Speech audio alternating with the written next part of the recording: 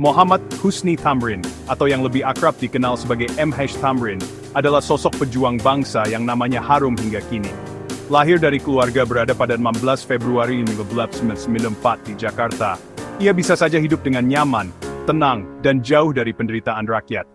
Namun, jalan hidup yang dipilihnya berbeda. Alih-alih memikirkan kekayaan atau kenyamanan pribadi, Thamrin justru menyerahkan hidupnya untuk memperjuangkan nasib rakyat kecil. Sebagai anggota Volksraad, semacam Dewan Perwakilan Rakyat pada masa Hindia Belanda, Thamrin menjadi suara bagi mereka yang tak bisa bersuara. Di ruang-ruang sidang, ia berani menyuarakan ketidakadilan kolonial, membela buruh, membela kaum pribumi, hingga menuntut hak-hak rakyat jelata yang kerap diabaikan.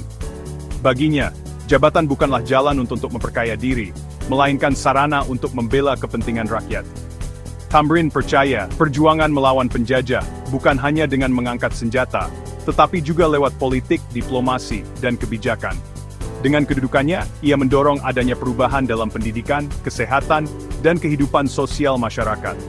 Semangatnya menunjukkan bahwa seorang pemimpin sejati adalah mereka yang menjadikan kedudukan sebagai amanah, bukan kesempatan menimbun kekayaan.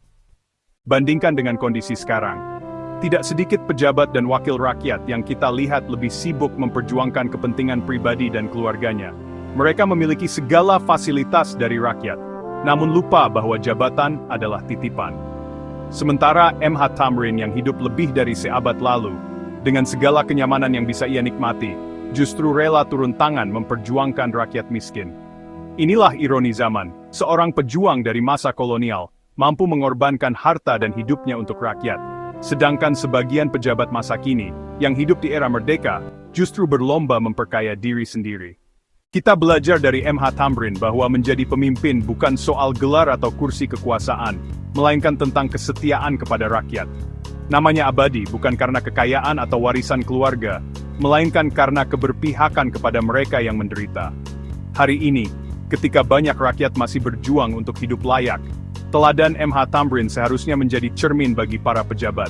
Apakah jabatan digunakan untuk rakyat atau untuk keluarga sendiri? Apakah kekuasaan dipakai untuk membela yang lemah, atau sekadar mengisi kantong pribadi?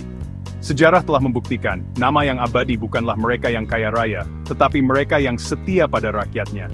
Dan M.H. Thamrin adalah bukti nyata bahwa pemimpin sejati adalah pelayan rakyat, bukan penguasa yang hanya mementingkan diri.